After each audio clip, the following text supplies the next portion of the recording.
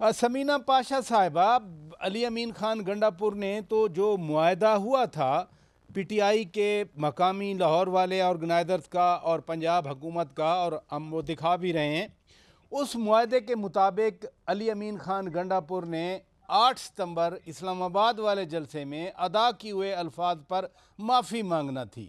वो जलसागाह ना पहुँचे, ये भी मे बी स्ट्रेटजी हो लेट आने की, लेकिन उन्होंने फिर आज हमने देखा कि वो बट तोड़ रहे हैं, कलाशनकोव के बट के साथ शीशे तोड़ रहे हैं।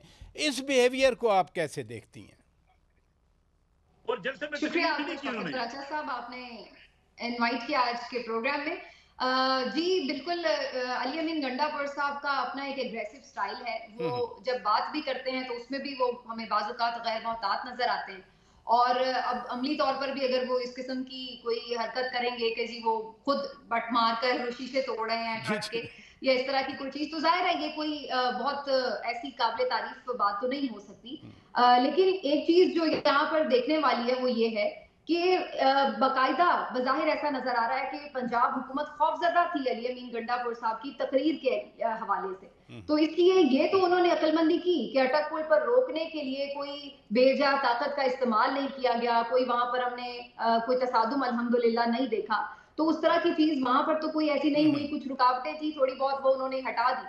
लेकिन शायद ये इनके प्लान में था कहीं कि अली अमीन को यहाँ पर तकरीर ना करने दी जाए, क्योंकि ये अंडरस्टूड था कि किसी तौर मुमकिन नहीं होता कि जलसा ठीक 6 बजे खत्म हो नहीं जाएगा नहीं, और अली मेरा अमीन मेरा गंडापुर साहब सवाल ठीक मेरा सवाल टाइम ये पे है, पहुंचेंगे। मेरा सवाल ये है कि जब पीटीआई ने ज़ाहिर क़यादत से पूछ के ये मुआहदा किया और उसमें बाकायदा जो सेक्शन 3 है मुआहदे का, उसमें लिख दिया कि अली अमीन खान गंडापुर माजरत करेंगे, माफ़ी मांगेंगे।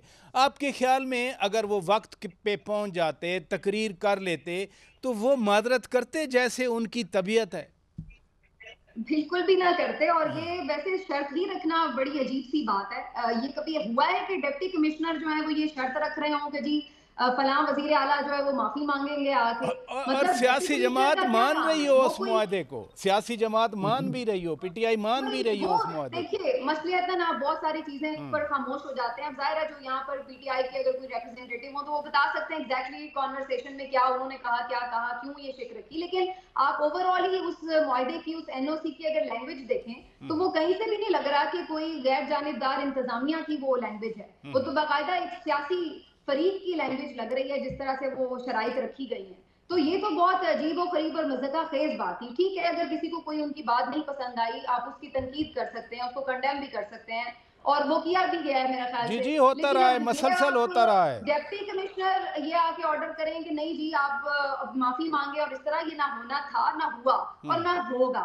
हाँ, ये जरूर है कि पंजाब हुकूमत इस हद तक इसका बदला ले सकती थी कि अली अमीन गंडापुर साहब को इतना सफर भी करवाया लेकिन उन्हें तकरीर नहीं करने दी गई, और बिल्कुल ये जलसा गाह तक आपने पहुंचने में दुरुस्त रुकावट कहा, डाली गई। आपने दुरुस्त कहा कि माफ़ी उन्होंने नहीं मांगनी थी। इधर रुकिएगा,